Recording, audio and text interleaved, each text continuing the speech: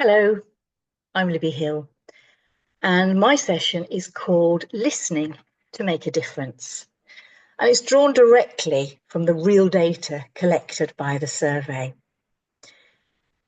What it's about is looking at what parents are telling us, looking at why parental blame happens, and most importantly, what we can each do differently. So it's not about blame in the room, it's about building better practice together. Now, these numbers should stop us in our tracks. 86% of parents reporting parental blame when they seek help for their autistic child. 72% facing open criticism of their parenting from professionals, and 1 in 4 have been the subject to safeguarding referrals simply for asking for support, not because there was evidence of harm, but because they were persistent in asking for help that their child needed. Let that land for a moment. This isn't a rare or isolated problem. This is the majority experience. Now, this is a direct quote from a parent in the survey. So read it again. She wasn't asking professionals to fix her child. She was asking for help helping her child, and she was made to feel like the problem. That experience of being treated as the cause rather than part of the solution is what the majority of families in this survey described.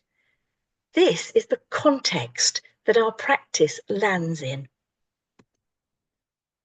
So why does parental blame happen? Because understanding the roots is how we interrupt the pattern. Confirmation bias. We can arrive with assumptions already formed and interpret what we see through that lens. Systemic pressure. When thresholds are high and resources are tight, attributing difficulties to parenting can feel like an explanation that avoids difficult conversations about provision. Autism invisibility. Many of the autistic children that I work with mask in professional settings. So the struggles that parents describe can seem unbelievable. And misreading distress. An exhausted, overwhelmed parent is not a bad parent. There's someone who needs support.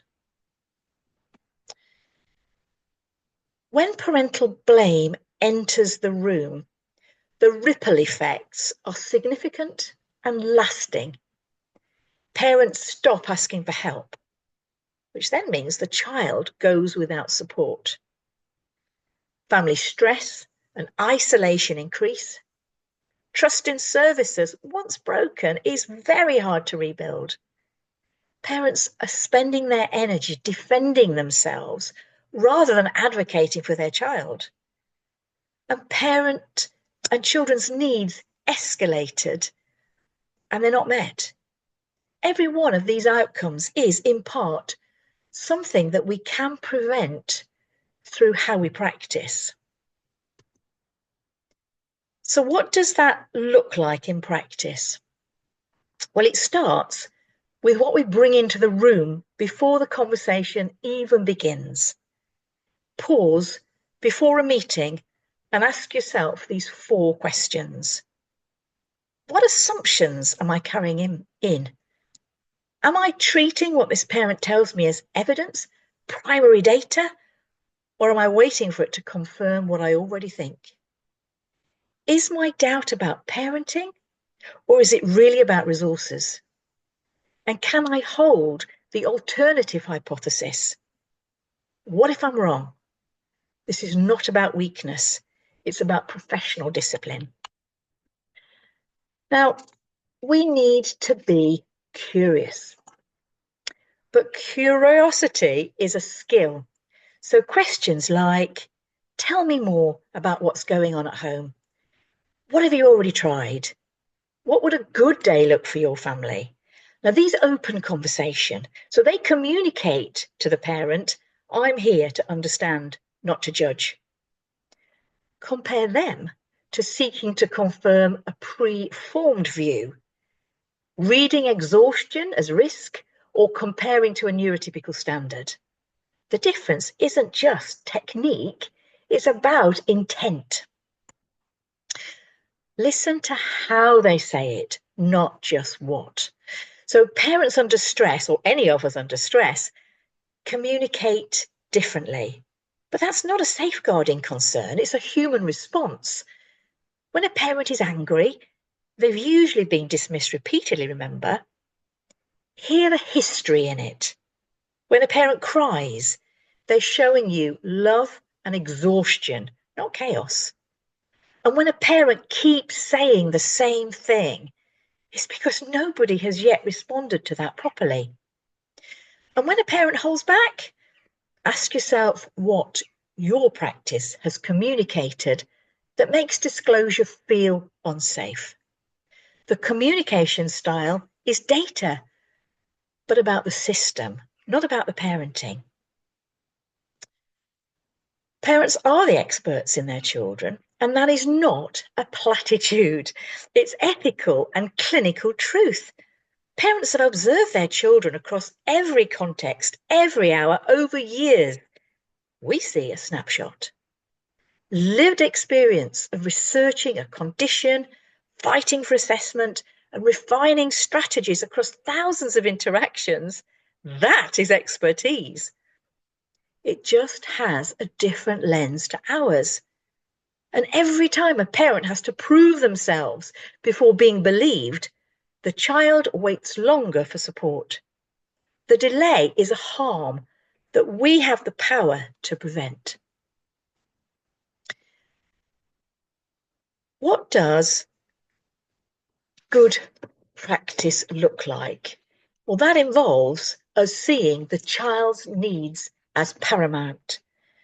When we default to parental blame, we tell ourselves we're protecting the child, but we're often protecting our assumptions. Supporting the parent is supporting the child, but these are not intention. A blamed parent withdraws from services, and the child then loses out on support. Curiosity and genuine belief in parents is child protection in action. That reframe matters. There are 5 concrete practices to take from today. First, believe first. Investigate concerns separately. Don't let safeguarding contaminate the support conversation. Second, reflect back on what you hear. It sounds as if you've been trying to get X for a long time and feels like nobody's listening. That costs nothing, and that changes everything. Third, name the system, not the parent. Fourth, write records that honour the parent's voice, not just your interpretation of why they said it. And lastly, use reflective supervision specifically on this theme, not as a tick box, but as real practice development. Now, these questions are for your own reflective practice. You don't need to answer them now, but I'd like to sit at least with one of them. Which one lands for you? When did you last change your mind about a family based on what a parent told you? Do the records you write centre the parent's voice or your professional analysis? If a colleague described a family the way you're currently thinking about one, would you raise a concern? These are questions that develop practice over time. So the 5 things to carry out of the room today. 1, 86% of parents experience blame. This is systemic failure. 2, parents are experts in their children. Their account is primary data. 3, curiosity is a professional skill. Ask to learn, not to confirm. 4, how a parent communicates is not the same as their parenting. Distress is not risk. 5, the fastest route to the child's needs runs through a trusted, supported parent. You don't need to share these things, but please do think. Think of a parent that you found it really difficult to work with. What was the story you were telling yourself about them? What would it have taken to hear them differently? What change in your own approach might have altered the outcome? And as a team, where do you do this well? And where is there more room to grow? Our latest podcast on Let's Talk Small Talk discusses supervision and how many people are not getting supervision anymore because of cutbacks and people being too busy to fit it in. But it is essential.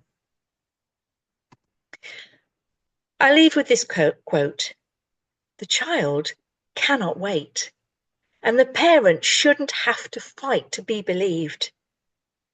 Leave today with one specific, concrete commitment, not a vague intention.